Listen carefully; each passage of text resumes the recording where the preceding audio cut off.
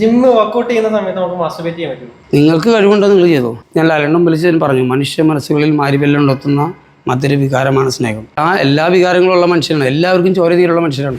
എല്ലാവരുടെ ഒരു സജഷനാണ് ഞാൻ പറയുന്നത്. കാരണം കുറച്ച് നാളെ ലീവ് ടുതറായിട്ട് ജീവിച്ചാലോ എന്ന് ആലോചിക്കാണ്ട് നല്ലൊരു കുട്ടീനെ കിട്ടിയാൽ അതും എനിക്കൊരു ആഗ്രഹമുണ്ട്. അല്ല ലീവ് ടുതറായിട്ട് കിട്ടണമെങ്കിലും അത് നല്ല കുട്ടീനെ കിട്ടണം, അല്ലാതെ അതും പ്രശ്നമാണ്.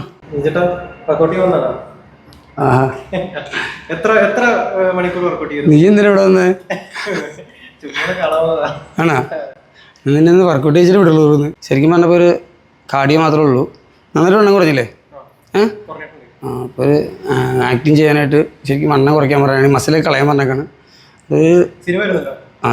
അപ്പോൾ അത് 1.5 മണിക്കൂർ 1 മണിക്കൂർ ആ റേഞ്ചിൽ കണ്ടിന്യൂസ് റണ്ണിങ് ആണ്.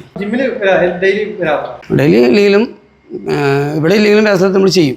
റണ്ണിങ് ഡെയിലി ചെയ്യുന്നുണ്ട്. എങ്ങനെയാ നല്ല ആരോഗ്യത്തോടെ ഇരിക്കണമെന്നുണ്ടെങ്കിൽ ഒരു ടിപ്പ് എന്തെങ്കിലും പറഞ്ഞു ജനറൽ ആയിട്ട് ചെയ്യാൻ പറ്റുന്നത്, അധികം കോസ്റ്റ് ഇല്ലാത്ത രീതിയിൽ? അങ്ങനെ ഡയറ്റിൻ്റെ പ്ലാൻ പറഞ്ഞോക്കാന്ന് വെച്ച് കഴിഞ്ഞാൽ നമുക്ക് എല്ലാവർക്കും പറ്റുന്ന ഒരേ ഡയറ്റ് അല്ല. ഏറ്റവും വലിയ പ്രശ്നം അതാ. കാരണം നിങ്ങളൊരു ഇതിനകത്ത് ചോദിച്ചാണെങ്കിൽ ഒരു ഡയറ്റ് പ്ലാൻ എഴുതി തരും എല്ലാവർക്കും ഒരേ സാധനം. അതല്ല. പക്ഷെ ഉണ്ണിമൂന്നനൊക്കെ ഒരു ദിവസം 20 മുട്ട 40 മുട്ട കഴിക്കുന്നുണ്ടാവും. അങ്ങനെ അത്രയും കൂടി ഉണ്ണിമൂന്ന് പറഞ്ഞാൽ ഒരേ പടത്തിന് വേണ്ടിയിട്ടാണ് അദ്ദേഹം ചെയ്യുന്നത്. ആ പടത്തിന് വേണ്ടി ചെയ്ത് കഴിഞ്ഞാൽ അടുത്ത വേറൊരു പടത്തിന് നോക്കിയാൽ ആൾ വേറെ നാച്ചുറൽ ലുക്കിലാണ്. മനസ്സിലായി? അപ്പോൾ ആ ഒരു പടത്തിന് വേണ്ടിയിട്ട് ഉണ്ണിമുത്തം ചെയ്യുന്നത്. മാർക്ക് നല്ല അടിപൊളിയല്ലേ, നല്ല ലൈഫ് സ്റ്റൈല് ആ സാധനം മാറിപ്പോയി. അല്ല ശരിക്കും 20 മുട്ട കഴിക്കാൻ തന്നെ വലിയ ബുദ്ധിമുട്ടൊന്നുമില്ല. ഞാൻ ഒരു 50 വരെ കഴിച്ചിട്ടുള്ളൂ.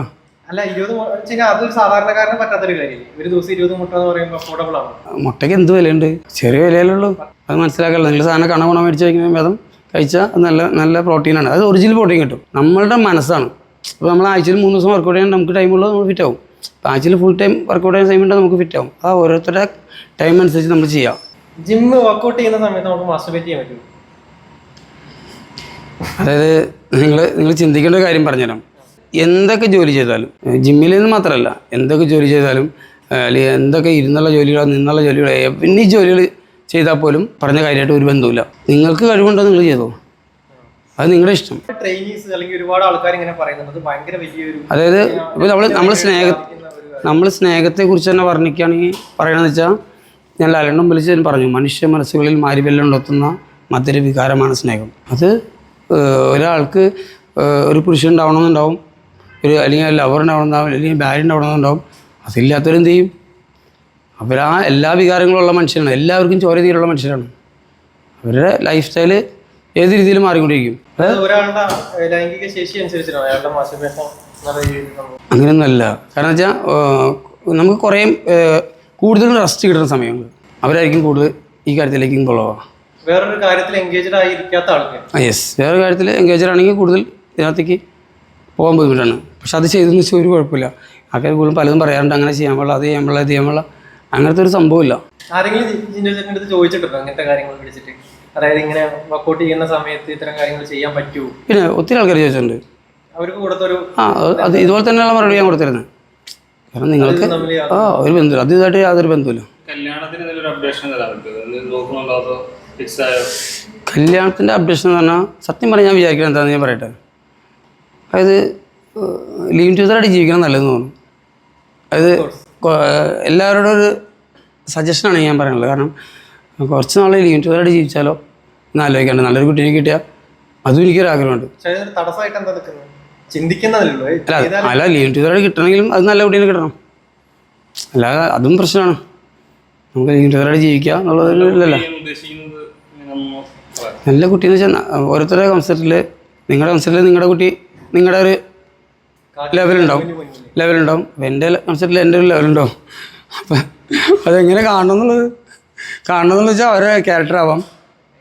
അങ്ങനെ ഇല്ല, സൗന്ദര്യത്തിലൊന്നും കാര്യമില്ല. സൗന്ദര്യം എന്ന് പറയുന്നത് നമുക്ക് ഇന്ന് വരുന്ന നാളെ പോവും. പണത്തിലും കാര്യമില്ല. പണമായാലും ഇന്ന് വരുന്ന നാളെ പോവും. ഒരു അസുഖം തീരാവുന്ന കാര്യങ്ങളും ഇതെല്ലാം. അല്ലാതെ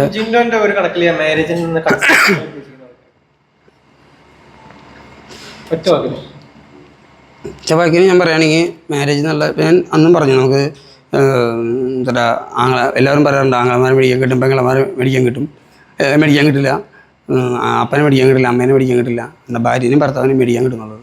പക്ഷെ അതല്ല ശരി. നല്ലൊരു ഭാര്യനും ഭർത്താവിനും കിട്ടാനാണ് പോയിട്ട്. അതായത് ഇപ്പോൾ ഒരു കല്യാണം കഴിച്ച് പിള്ളേരുണ്ടായി, പിള്ളേരെ നോക്കി ഉണ്ടാക്കി നമ്മുടെ സ്വത്തുക്കൾ അവർക്ക് കൊടുക്കുന്നു. അതിന് ഈ പറഞ്ഞ പോലെ ഒരു അതിപ്പോൾ നാളെ ഏതൊരു പെൺകൊച്ച് എന്തോ ക്യാൻസറിനോ അങ്ങനെ എന്തൊരു സ്വത്ത് മേടിച്ച കഥ കേട്ടില്ലായിരുന്നു? അങ്ങനെ സംഭവം കേട്ടു. അതായത് സ്വത്ത് എഴുതി മേടിച്ച് മകള് 20-25 ലക്ഷം രൂപ 35 ലക്ഷം രൂപ സ്വത്ത് എഴുതി മേടിച്ചതിന് ശേഷം അവർക്ക് മാതാപിതാക്കളെ മാതാപിതാക്കൾക്ക് ക്യാൻസർ ആയിരുന്നു അല്ലേ? അങ്ങനെയായിരുന്നു. പക്ഷെ ആ പെൺകുട്ടി ആലോചിക്കുന്ന ഒരു കാര്യമുണ്ട്. ഇന്ന് ഇന്ത്യയിൽ 8 മിനിറ്റിന് ടൈമിൽ ഓരോ പെൺകുട്ടി ക്യാൻസർ വെച്ച് മരിക്കുന്നുണ്ട്. അതിന് കാരണം എന്താണെന്ന് വെച്ചാൽ നിങ്ങൾ ഉപയോഗിക്കുന്ന പാഡാണ്. അത് നിങ്ങൾ മനസ്സിലാക്കുക. അതിനകത്ത് അത് പ്ലാസ്റ്റിക്കാണ്. ഇവിടെ ഗവൺമെൻറ് എപ്പോഴും പറയാറുണ്ട് പ്ലാസ്റ്റിക് കത്തിച്ച് കളയണം, അതെല്ലാം ഇതിലാണ്. എന്നിട്ട് നിങ്ങൾ ചുമന്നുകൊണ്ട് കിടക്കണം. അപ്പോൾ നിങ്ങളത് മനസ്സിലാക്കുക, നിങ്ങൾ അതിനെ പ്രതികരിക്കുക. അതിനു വേണ്ടിയുള്ള പാഡും കാര്യങ്ങളൊക്കെ ഇപ്പോഴും ഇറങ്ങുന്നുണ്ട്. അതില്ലാത്ത ഇവിടെ നിന്നല്ല, ദെൻ യൂറോപ്യൻ കൺട്രികളുണ്ട്, അമേരിക്കയിലുണ്ട്. നമുക്ക് ഇവിടെ ഈ വിപണിയിൽ ഇപ്പോൾ വിൽക്കപ്പെടുന്നുണ്ട്. അങ്ങനത്തെ മേടിച്ച് യൂസ് ചെയ്യാൻ നോക്കാം. പിന്നെ പാഡല്ല ഇപ്പോൾ ആൾക്കാർ കപ്പൊക്കെ യൂസ് ചെയ്ത് തുടങ്ങി. പക്ഷേ ആ പെൺകുട്ടിയോട് ഞാൻ പ്രത്യേകം പറയുന്നതാണ്, അത് നമുക്ക് മുകളിലിരിക്കുന്ന ആൾക്കാരത് കാണും. പ്രതിവിധി എന്താ? പ്രതിവിധി എന്താ വെച്ചാൽ ഞാൻ പറഞ്ഞ പോലെ നമുക്ക് പ്ലാസ്റ്റിക് ഇല്ലാത്ത പാഡ് ഉപയോഗിക്കാൻ നോക്കാം. ലഭ്യമാണ്. ഇന്ന് വിപണിയിലുണ്ട്, ഇപ്പോൾ നിലവിലുണ്ട്. കാരണം ഇത് ഞാൻ വെറുതെ പറയണമല്ലോ കേട്ടോ. ഈ പാഡിൻ്റെ കാര്യം ഞാൻ ചുമ്മാ വെറുതെ പറയണമല്ല. ഇതിനെക്കുറിച്ച് ടെസ്റ്റ് നടത്തിയിട്ടുണ്ട്. നല്ല ഫണ്ട് കൊടുത്ത് അല്ല, അഫോർഡബിൾ അല്ലാതെ ഇല്ല. അവർ അതിനെക്കുറിച്ച് അറിയാണ്ടാണ്. ഇപ്പം ഞാൻ എക്സാമ്പിൾ പറഞ്ഞ കൊച്ചു കുട്ടികൾക്ക് അറിയാം, അടുത്ത് മറ്റേ സ്നഗ്ഗി കുട്ടികൾക്ക് ഉപയോഗിക്കുന്ന സാധനം അത് നോക്കിയേ എന്താണെന്നുള്ളത്. പ്ലാസ്റ്റിക് അല്ലേ? നിങ്ങൾ ചിന്തിക്കുക, പ്ലാസ്റ്റിക് എന്ന് പറഞ്ഞ സാധനം നമുക്ക് ഇങ്ങനെയുള്ള ക്യാൻസറുകൾ കൂടുതലും വരുത്തും. 100% ഉറപ്പാണ്. ഇന്ന് ശരിക്കും പറഞ്ഞാൽ എത്ര വർഷം കഴിയുമ്പോൾ എത്ര കാലം കഴിയുമ്പോഴാണ് അതിന്റെ ഒരു സൈഡ് എഫക്റ്റ് വന്നു തുടങ്ങി? അത് മനസ്സിലാവാനുള്ള ഒരു സ്റ്റാർട്ടിങ് എന്നുള്ള കാര്യം പറഞ്ഞുതരാം. ഒരു പെൺകുട്ടി പീരീഡ്സ് ആയി കഴിഞ്ഞാൽ കുറച്ച് നാൾക്ക് ശേഷം അപ്പം തന്നെ അവർക്ക് വരാണ് PCOD. വരാത്തവർ കുറവാണ്, ഉണ്ടാവാം എന്നാലും കുറവാണ്.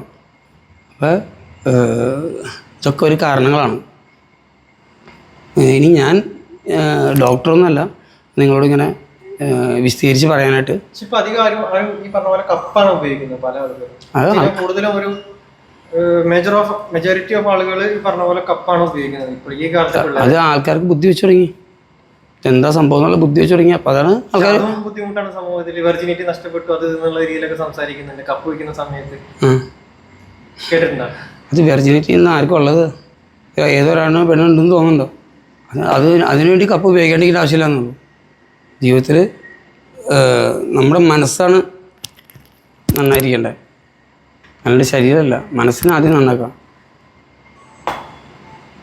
ഈ മലയാളികൾക്ക് പൊതുവെ ലൈംഗിക ദാരിദ്ര്യം ഉണ്ടെന്ന് പലരും ഇങ്ങനെ പറയാറുണ്ട്. അതിനെക്കുറിച്ച് നിങ്ങളുടെ അഭിപ്രായം? എൻ്റെ അഭിപ്രായത്തിലൂടെ ആർക്കും ഒരു ദാരിദ്ര്യമില്ലായിരുന്നു. എന്താ കാരണം എന്ന് വെച്ചിട്ടുണ്ടെങ്കിൽ പണ്ടത്തെ കാലത്ത് ഒരു റിലേഷനിൽ വന്ന ഒരാൾക്കാരാണെങ്കിൽ ഏറ്റവും കൂടി അവർ പോകുമ്പോൾ ഒരു സിനിമയ്ക്ക് പോകും, അല്ലെങ്കിൽ ഒരു പാർക്കിൽ പോയിരുന്ന് സംസാരിക്കും.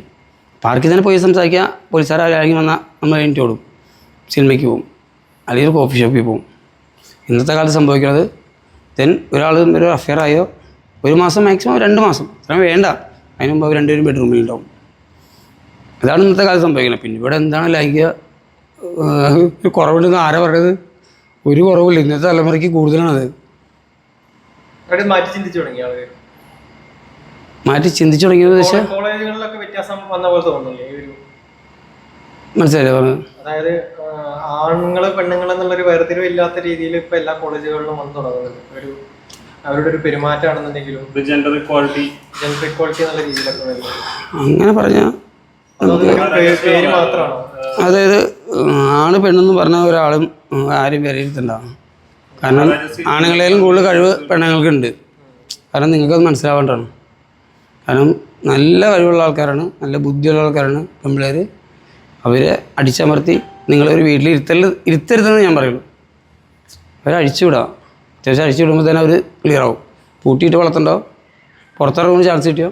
ഒരു കാര്യം ചെയ്യരുത് പറയുമ്പോൾ അത് ചെയ്യാനാണ് കൂടുതൽ. യെസ്, നമുക്ക് മാക്സിമം ചെയ്യരുതെന്ന് പറഞ്ഞാൽ അത് ചെയ്യുമ്പോഴാണ് നമുക്ക് കൂടുതലും പ്രശ്നം വരാൻ പോണത്. അതായത് നമ്മൾ വെറുതെ അത് വേണം ഇത് വേണം എന്നൊക്കെ പറഞ്ഞാൽ ഒന്നും നടക്കില്ല. തടി കുറയ്ക്കാനാണോ തടി കൂട്ടാനാണോ കൂടുതൽ ബുദ്ധിമുട്ട്? അയ്യോ തടി കുറയ്ക്കാനാണ്.